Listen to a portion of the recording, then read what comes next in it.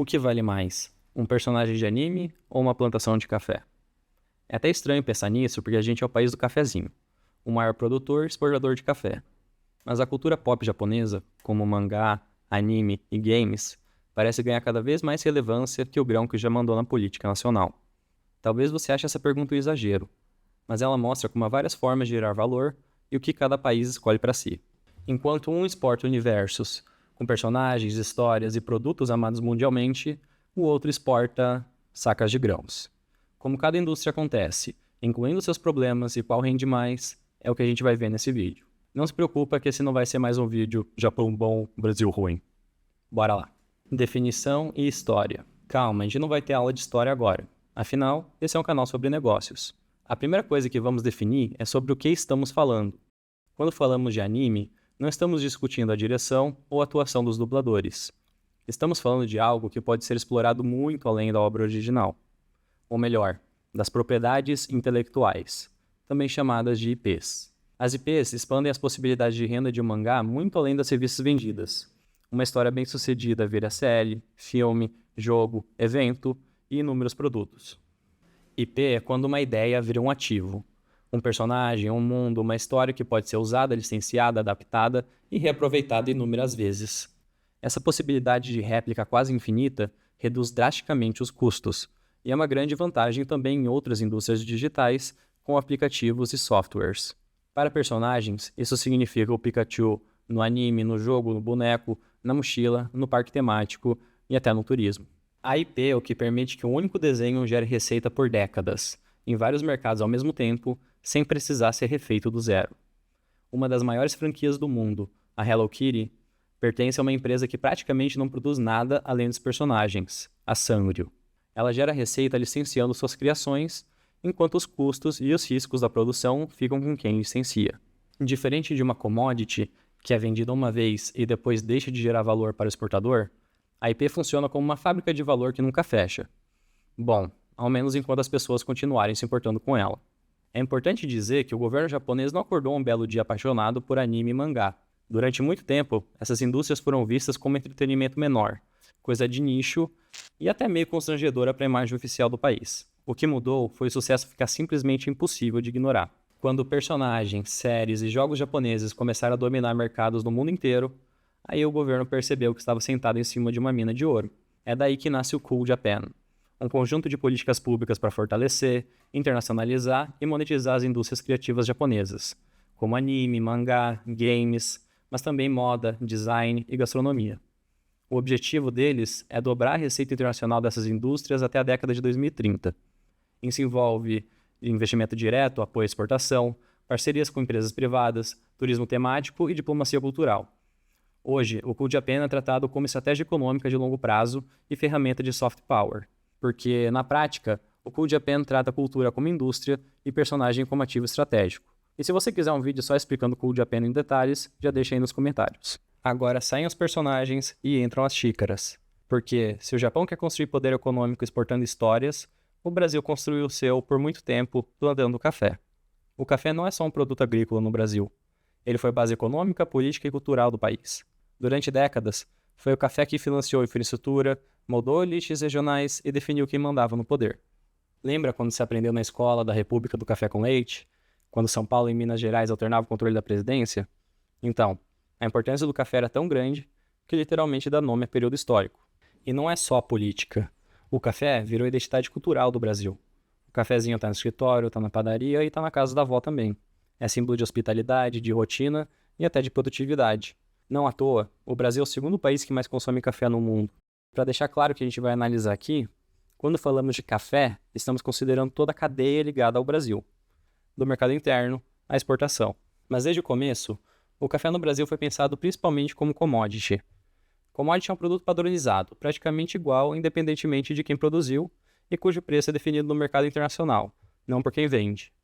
Por isso, o foco sempre foi em volume e escala, produzir muito, vender muito e tentar sobreviver às oscilações de preço. Não como marca, não como experiência e, claro, não como propriedade intelectual.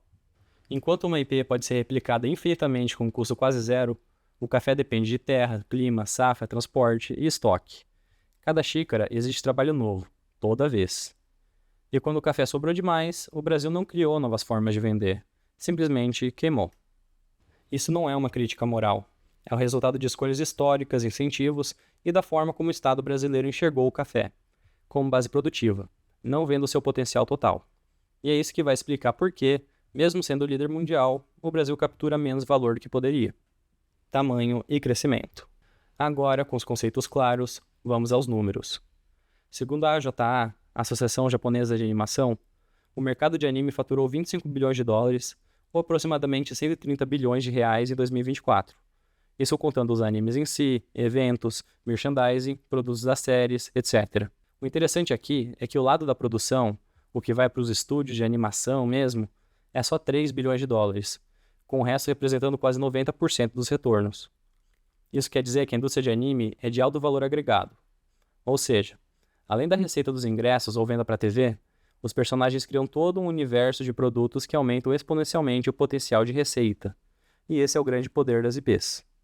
Quando a gente olha para os números ao longo do tempo, o crescimento da indústria de anime é impressionante, especialmente para uma mídia que era desprezada até alguns anos atrás. No começo dos anos 90, o mercado japonês de anime girava em torno de pouco mais de 130 bilhões de ienes por ano. Era um setor relevante, mas ainda concentrado basicamente em filmes, TV e VHS. A grande virada acontece nos anos 2000, quando o anime deixa de ser contado apenas como um conteúdo audiovisual e passa a ser tratado como uma indústria completa. A partir desse momento, entram na conta não só os animes em si, mas também eventos, licenciamento, merchandising, produtos, games e experiências ligadas às séries. Por isso que a receita salta para mais de 1 trilhão de ienes em 2002, ultrapassa 2 trilhões em 2017 e chega a quase 4 trilhões de ienes em 2024. É uma mudança de modelo. O anime deixa de ser só o produto final e passa a ser o centro de um ecossistema integrado de propriedade intelectual, onde cada mídia não compete uma com a outra, mas sim amplia o alcance da IP. Um mangá vira anime, que vira jogo, produto, eventos, etc.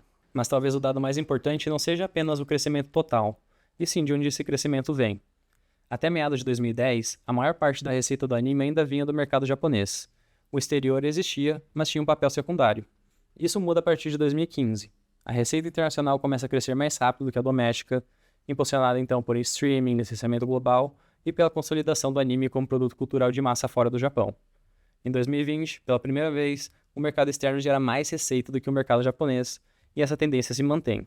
Em 2024, 56% de toda a receita da indústria do anime já vem de fora do Japão. Até aqui, a gente falou só de receita de anime, mas anime é só a ponta mais visível desse iceberg. Quando somamos anime, mangá e games, aí sim estamos falando do núcleo principal das IPs japonesas. Somando apenas esses 3 pilares, o núcleo do mercado japonês de IPs já passa com folga dos 50 bilhões de dólares por ano, algo na casa dos 250 a 300 bilhões de reais, dependendo do câmbio e do ano.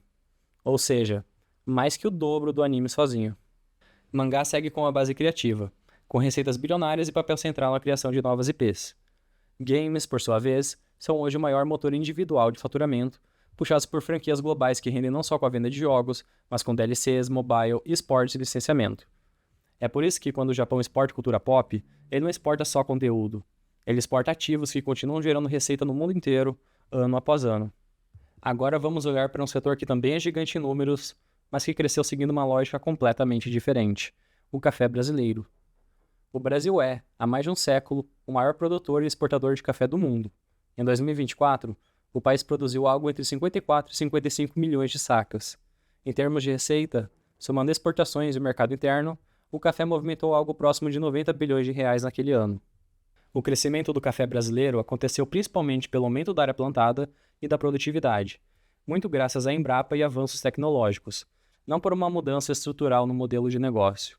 Dos anos 90 até hoje, o Brasil aumentou significativamente sua produção física, passando de algo em torno de 30 milhões de sacas para mais de 50 milhões.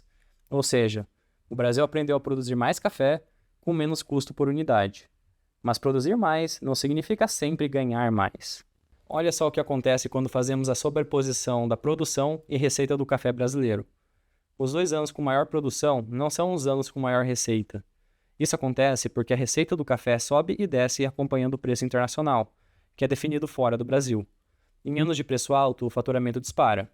Em anos de preço baixo, nem volumes recordes garantem mais dinheiro entrando. Ou seja, A receita cresce quando produção e preço ajudam ao mesmo tempo. Quando um dos dois falha, o crescimento trava. Isso explica porque o café apresenta um crescimento real, mas irregular, muito mais sensível ao mercado global do que a mudanças no modelo de negócio. Embora o volume de produção e a receita gerada pelo café continue crescendo, a importância dele para o Brasil só diminui.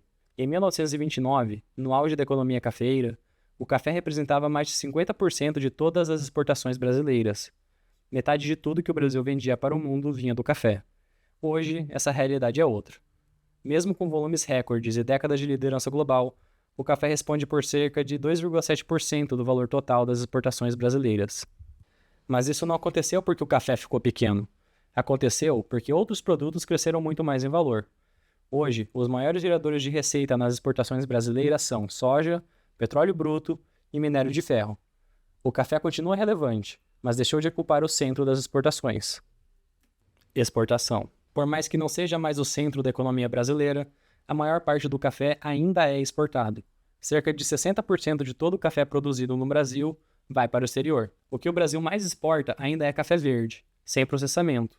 Existe exportação de café torrado, solúvel e cápsulas? Claro, existe, mas ela ainda representa uma fração pequena do valor total. O café brasileiro está profundamente integrado ao mercado global, mas sob as regras de um mercado de commodity. No caso do anime e das IPs japonesas, a lógica da exportação é completamente diferente. O mercado internacional já responde por dezenas de bilhões de dólares por ano. E é exatamente por isso que o governo japonês trata essa exportação como estratégia nacional. E aí, dentro do programa Cool Japan, o objetivo oficial é bem ambicioso: atingir cerca de 20 trilhões de ienes em receita externa até 2033, algo em torno de 127 bilhões de dólares. E aqui tem um detalhe importante. Por mais que as proporções de receita vinda do exterior pareçam semelhantes, a lógica econômica por trás delas é completamente diferente. Quando o Japão exporta IPs, isso não encarece o produto no mercado interno. Não vai faltar anime no Japão porque alguém assistiu lá fora, e o personagem não some porque alguém comprou um produto no exterior. A lógica é de cópias infinitas e, na maioria dos casos, de produção descentralizada. Os produtos vendidos lá fora são fabricados lá fora, usando apenas a licença das IPs. Então, exportar IP não cria escassez interna. Pelo contrário, muitas vezes fortalece ainda mais o mercado doméstico. O mesmo já não vale para o café, que só pode ser consumido uma vez. O café vendido para fora não existe mais no mercado interno, reduzindo a oferta e pressionando os preços, emprego e condições de trabalho. A gente já falou de números, de exportações e de bilhões, mas uma saca de café e um episódio de anime, eles não surgem magicamente. Bom, talvez só nos animes mesmo. Na vida real, tem muita gente trabalhando nos bastidores para você poder assistir Frieren tomando seu cafezinho. No café, o trabalho é físico, pesado, sazonal e espalhado pelo território brasileiro. Estamos falando de centenas de milhares de pessoas no campo, espalhadas por mais de 200 mil propriedades, muitas delas pequenas, familiares ou dependentes de mão de obra temporária na colheita. Boa parte desse trabalho é remunerada perto do salário mínimo, paga por produção, sem estabilidade e sem previsibilidade de renda entre uma safra e outra. E aqui não dá para romantizar. Apesar de avanços institucionais, ainda existem casos de trabalho análogo à escravidão na cafeicultura brasileira. Fiscalizações recentes continuam resgatando trabalhadores em condições degradantes, com jornadas exaustivas, alojamentos precários e violações básicas de direitos.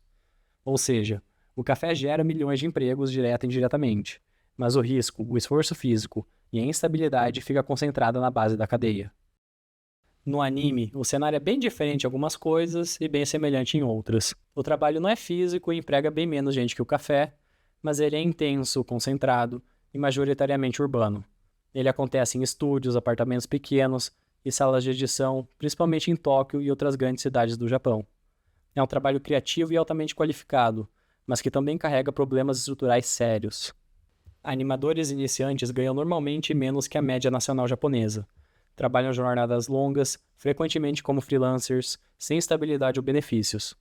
Nos casos mais extremos, há relatos de semanas de 80 senhoras de trabalho para cumprir com prazo de produção. Aqui não existe trabalho escravo formal, mas existe uma precarização sistêmica. O sucesso global não se traduz automaticamente em boas condições para quem desenha, anima e produz. E essa é a primeira grande semelhança entre os dois setores. Quem começa a cadeia de valor raramente captura a maior parte dele. A segunda é a pressão. Pressão de preço no café, pressão de prazo no anime. Risco climático de um lado, risco criativo e financeiro do outro. Mas, se o valor não fica com quem desenha ou colhe, Com quem ele fica? E o que separa um país que produz de um país que captura valor? Valor agregado e marca. Quando alguém diz que quer café, quase nunca está pedindo grão, né? Essa pessoa quer a bebida pronta. Às vezes rápida, às vezes especial e às vezes com o mínimo de esforço possível. No café, o valor bruto está no campo, mas quem captura a maior parte do valor está no fim da cadeia. Na torra, no empacotamento, nas marcas e no consumo. No anime e nas IPs japonesas, o valor também é criado em muitos lugares, mas ele é capturado por quem controla a marca e a propriedade intelectual. E é isso que vamos explorar agora. Quem captura o valor agregado e por quê? Como mais de 90% do café exportado pelo Brasil ainda sai do país em grão verde, ele sai sem torra, sem marca e sem história. Grande parte do valor final é capturada depois, fora do Brasil, quando esse grão vira produto industrializado, marca global e experiência de consumo. Porque quando o café chega ao consumidor final, ele já não é mais só café. É conveniência, identidade, status, rotina. É o expresso rápido no caminho ao trabalho, é a cápsula que não faz sujeira, é o café com Wi-Fi, música certa e copo bonitinho. E quase nada disso acontece no campo. Então o Brasil assume o risco agrícola, climático e produtivo, mas quem controla a torra, marca, o varejo e principalmente o relacionamento com o consumidor é quem captura a maior parte da margem. Claro que o Brasil já tentou e ainda tenta capturar mais valor no café. Uma das apostas foi o café gourmet, com origem controlada, qualidade superior e rastreabilidade. Outra foi a industrialização local, com mais produção e exportação de produto acabado, como as cápsulas da Três Corações. O problema é que competir nesse nível não é só produzir melhor. É competir em branding, distribuição, logística, marketing e escala global. Um exemplo clássico é a Alemanha. Ela não é uma grande produtora de café, mas é um dos maiores exportadores de café industrializado do mundo. Ela compra o grão, torra, empacota, constrói marca, distribui e captura valor. Ou seja, o gargalo não é a qualidade do café brasileiro, é quem controla a relação com o consumidor final. Isso exige capital, coordenação, estratégia e tempo. Então não é um problema técnico, a gente sabe fazer café. O que não estamos sabendo fazer é vender. É um problema de modelo. E assim como no café, quem captura a maior parte do valor no anime não é a base, não é o desenhista. A diferença é que, nesse caso, a maior parte desse valor continua no Japão. Lembra da Sanrio, a criadora da Hello Kitty? Essa empresa japonesa transformou personagens em um império global de produtos licenciados, com brinquedos, roupas, acessórios, eventos e experiências em dezenas de países. E, é claro, com anime também. São mais de 80 bilhões de dólares gerados em receitas, majoritariamente por licenciamento e graças à sua presença global. Outro exemplo ainda maior é o Pokémon, a franquia de mídia mais lucrativa do mundo. Os monstros de bolso já geraram mais de 150 bilhões de dólares ao longo de sua história, com milhões de jogos vendidos, cartas colecionáveis que deixam as pessoas malucas querendo comprar, filmes e milhares de mercadorias. E o que isso mostra é que quem detém a marca captura uma grande fatia do valor agregado, porque a marca não é apenas um produto, é um ativo estratégico, e ativos estratégicos concentram margem. Soft power e ciclos econômicos. Depois de tudo que falamos, ainda existe um tipo de poder que não aparece direto no PIB, não sai na balança comercial e mesmo assim molda consumo, turismo, diplomacia e até decisões políticas. O soft power. Esse meme que você viu no começo do vídeo resume bem o conceito. O Japão virou um país tão desejado culturalmente que a presença dele na internet chega a irritar parte das pessoas. Anime, mangá, games, estética, comportamento, tudo isso cria familiaridade, admiração e desejo em quem nunca nem pisou no Japão. Isso é soft power, a capacidade de influenciar outros países não pela força, mas pela atração. O anime virou porta de entrada para o Japão. Gente que começa assistindo uma série passa a consumir música japonesa, aprender o idioma, viajar, comprar produtos e gastar dinheiro lá. A cultura pop japonesa cria ciclos econômicos positivos. Mais consumo cultural gera mais turismo gera mais visibilidade, que retroalimenta a própria indústria cultural. Já o café não funciona assim. Não há milhões de turistas visitando o Brasil para ver lavouras de café. O café é uma commodity. Por melhor que seja, ele é substituível. Se o preço sobe demais, outros países aumentam a produção. Se há crise, governos tentam produzir internamente ou trocar fornecedor. O café não cria dependência cultural, ele atende uma necessidade funcional. Já o anime não é substituível do mesmo jeito. Não é fácil produzir um Naruto nacional e ter o mesmo efeito. Tanto é que só a China está tentando fazer isso com investimentos gigantescos. Cada IP carrega identidade, história, afeto e uma comunidade. e não são afetadas em crise da mesma forma que o café é.